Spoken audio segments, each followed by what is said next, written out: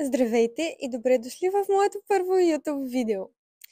Искам да направя, може би, такова видео от 2019 и все ме хваща шубе и почнах с TikTok, защото е някакси по-неангажиращо, но реших, че ще се пробвам и тук, и за да започнем подобаващо моя канал, тъй като който не ме познава, аз съм гримьор. Ако идвате от моя TikTok профил, много благодаря за което. Най-вероятно знаете много неща за мен. Ако не, ще се радвам да ме гледате и да разберете повече за мен във всяко ново видео.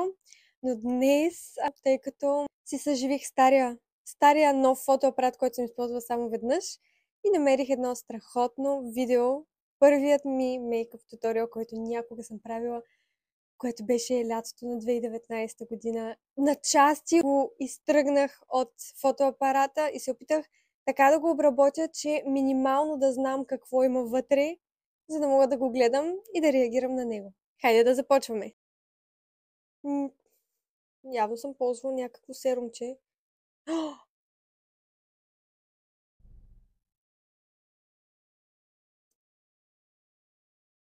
Майко мила!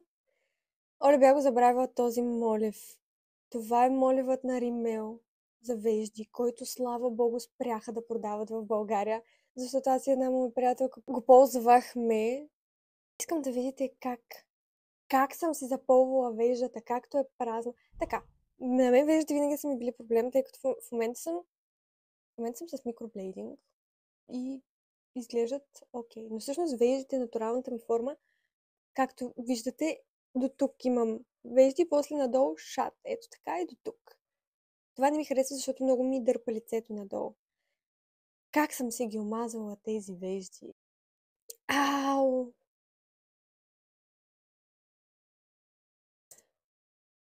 Добре, ми изглеждат зле, какво да кажа? Няма какво да кажа. След това продължаваме с най-покривния фон оттенък, който съм ползвала някога. Superstay на Maybelline. Защо на 19 години ползвам Superstay на Maybelline?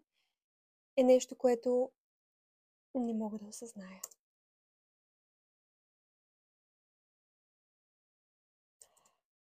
И след това минавам с L'Oreal Infallible.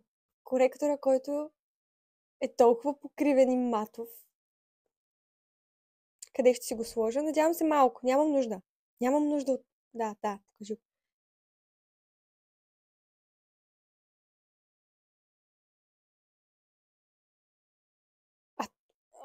Добре. Добре. Майко мила, колко много грим.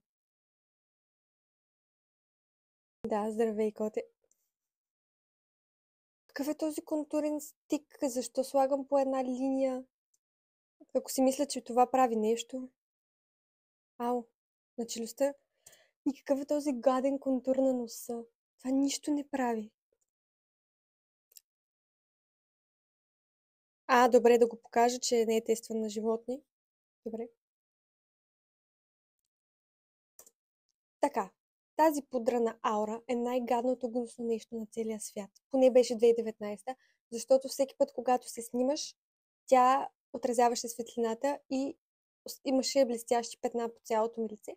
Но въпреки това аз продължавах да я ползвам, защото нанасям я с четка под очите и после още една пудра. Стоп. Така. Аз съм на 19 години. Никога не съм имала проблем на кожа. Но съм слагала 5 кила фондютен отгоре ми, защото тогава така беше модерно. Само, че проблема е с пудрата на Fit Me, че няколко месеца по-късно аз открих, че съм алергична към нея и имах най-зверския жесток обрив-акне, който може да се получи на челото и ето тук. Това беше най-големия ми кожен проблем, който съм имала някога. Даже аз тук забелязах в началото, че цялото ми челце е на пъпчици, най-вероятно е от тази пудра, защото аз наистина бях алергична към нея, но я ползвах. С това огромно... контура на Revolution. Руш. Само да кажа, че аз тогава мразех руш.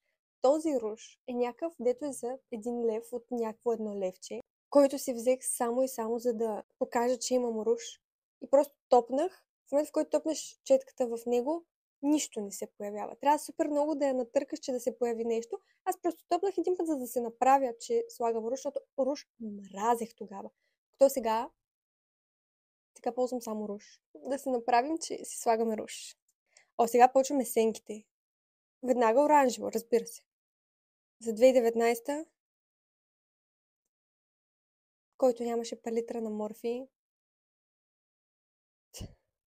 Тази палитра още я имам, между другото. Тия са толкова издръжливи сенки.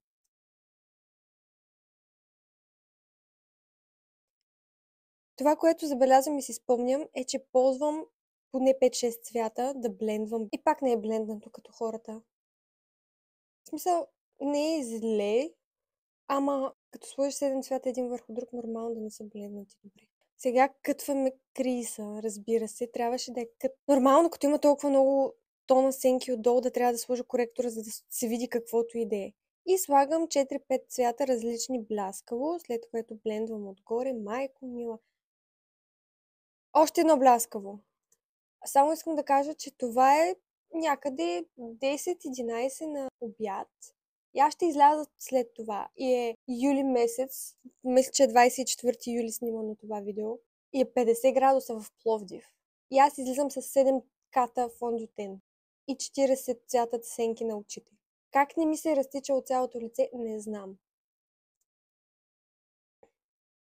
Така, доближи да се види още по-добре. Да се видят грозните ти вещи. И сенките, които можеш да постигнеш още само с един цвят, общо взето. И отдолу, разбира се. Разбира се, че трябва да изглеждам като бушонирана. В момента аз не си слагам нито сенки отдолу, освен ако не е някакъв интересен цвят, нито спирала си слагам отдолу, защото осъзнах, че много повече ми се отварят очите, когато имам само отгоре. Тук не мисля, че не си слагам очна линия, защото 2019 вече осъзнавах, че не ми отива очна линия. Тая вежда. Мигли. Мигли. И то какви мигли? Предполагам, че съм си сложила мигли само за самото видео. Аз, честно казвам, не излизах навън с мигли, така че предполагам, че само заради туториала.